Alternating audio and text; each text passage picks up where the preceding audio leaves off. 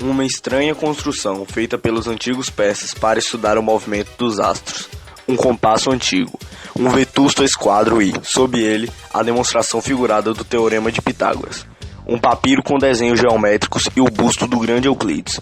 São etapas fundamentais no desenvolvimento da geometria, mas, muito antes da compilação dos conhecimentos existentes, os homens criavam, ao sabor da experiência, as bases da geometria, e realizavam operações mentais que depois seriam concretizadas nas figuras geométricas. As origens da geometria, do grego medir a terra, parecem coincidir com as necessidades do dia a dia. Partilhar terras férteis às margens dos rios, construir casas, observar e prever os movimentos dos astros são algumas das muitas atividades humanas que sempre dependeram das operações geométricas. Documentos sobre as antigas civilizações egípcias e babilônicas comprovam bons conhecimentos do assunto, geralmente ligados à astrologia. Na Grécia, porém, é que o gênio de grandes matemáticos lhes deu forma definitiva. Dos gregos anteriores a Euclides, Arquimedes e Apolônio, consta apenas o fragmento de um trabalho de Hipócrates, e o resumo feito por Proclo ao comentar os elementos de Euclides, obra que data do século V a.C. Refere-se a Tales de Mileto como introdutor da geometria na Grécia, por importação do Egito. Pitágoras deu nome a um importante teorema sobre o triângulo retângulo, que inaugurou um novo conceito de demonstração matemática. Mas enquanto a escola de Pitágoras do século VI a.C. constituía uma espécie de seita filosófica que envolvia em mistério seus conceitos, os elementos de Euclides representavam a introdução de um método consistente que contribuiu há mais de 20 séculos para o progresso da ciência.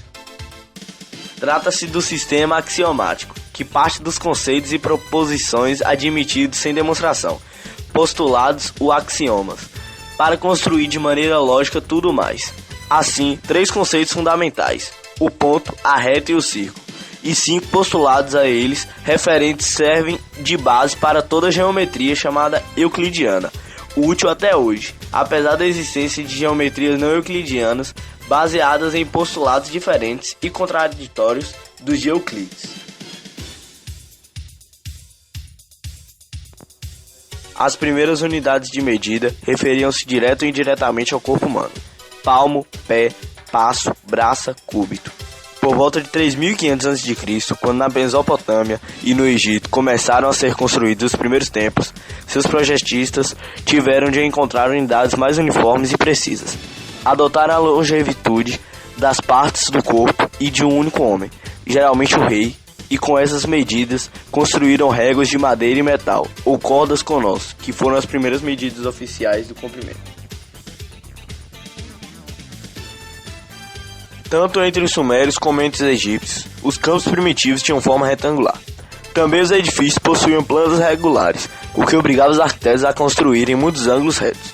Embora de babagem intelectual reduzida, aqueles homens já resolviam o problema como o desenhista de hoje. Por meio de 2 estacas cravadas na terra, assinalavam um segmento de reta. Em seguida, prendiam e esticavam cordas que funcionavam à maneira de compassos. 2 arcos de circunferência se cortam e determinam 2 pontos que, unidos, seccionam perpendicularmente à outra reta, formando os ângulos retos.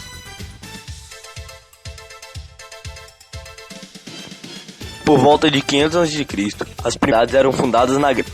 Tales e seu discípulo Pitágoras conhecimento da Babilônia e mesmo da Índia para devê-los e a luz da matemática, navegação e religião. A curiosidade crescia e os livros sobre geometria eram muito procurados. Um compasso logo substituiu a corda e a estaca para traçar círculos, e o novo instrumento foi incorporado ao arsenal de geômetras. O conhecimento dos argumentava a liquidez, e a Pitagóras chegou a afirmar que a Terra era esférica e não plana. Surgiam novas construções geométricas, e suas áreas e perímetros eram agora fáceis de calcular.